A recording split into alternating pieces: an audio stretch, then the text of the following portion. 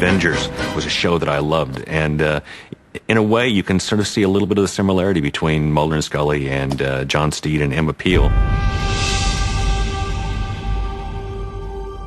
At the very beginning, not sure many people know this, but I was meant to walk a few paces behind Mulder when we got out of our cars, when we were going up to a house to expose our FBI badges.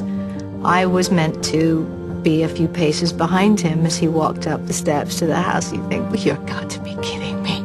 That was the antithesis of the character that Chris Carter created, which was this young woman with incredible chutzpah, and eventually, over time, it just became natural that we reached the front door at the same time.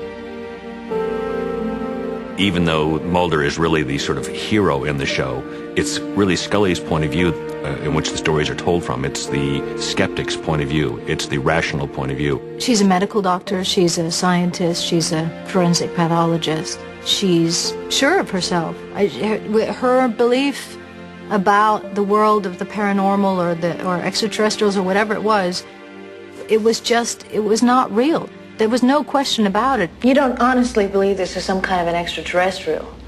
This is somebody's sick joke. I'm not crazy, Scully. I have the same doubts you do. People talk about the 90s and the paranoid 90s.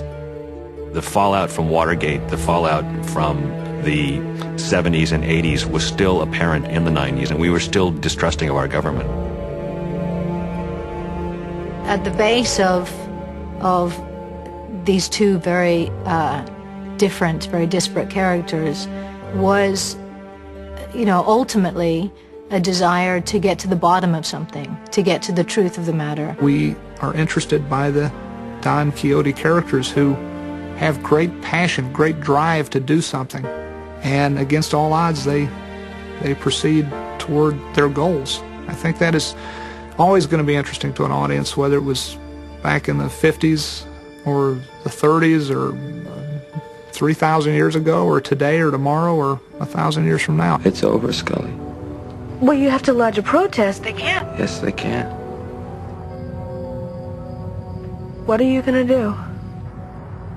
I'm not going to give up. I can't give up. Not as long as the truth is out there.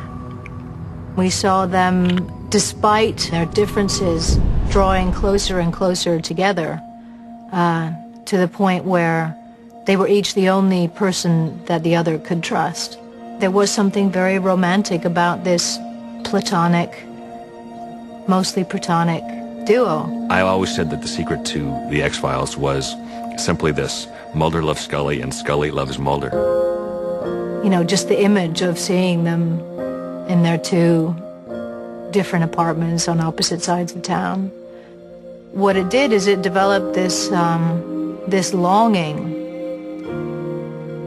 It added to the desire for the two of them to come closer together in that loneliness.